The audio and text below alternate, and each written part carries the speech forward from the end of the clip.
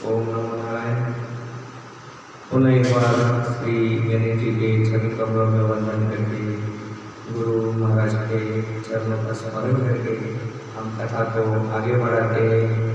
देखो शिव भक्तों, ये शिव की अनंत महिमाएं, अनंत लीलाएं हैं, इनका हम सब श्रवण कर रहे हैं। हम रोज कथा में बताते हैं जो शिव भक्त है उसने शिव के 6 सूत्र अपना लेने चाहिए। वो शिव के 6 सूत्र कौन से हैं मैं आपको बताता हूँ, ध्यान से सुनिए।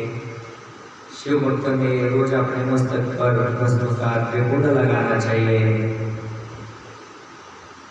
शिव जी का जो पंचाक्षर मंत्र है ओम नमः शिवाय, इस मंत्र का जितना हो सके उतना रोजिना जाप करना चाहिए। भगवान का नित्य नाम स्मरण करना चाहिए। मन में प्रेम उत्पन्न करके ही ओम नमः शिवाय मंत्र का जाप करना चाहिए।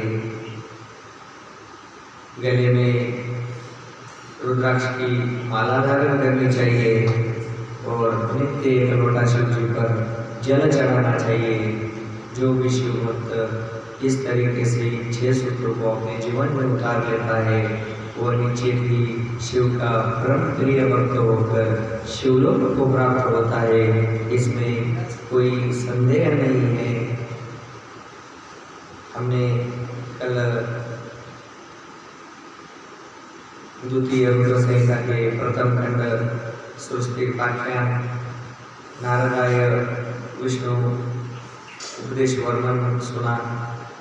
आज नारद जी शिव तत्व में भ्रमण करते हैं, शिव गणों को शाकोतार की बात बताते हैं तथा ब्रह्मलोक में जाकर ब्रह्मा जी से शिव तत्व के विषय में प्रश्न करते हैं।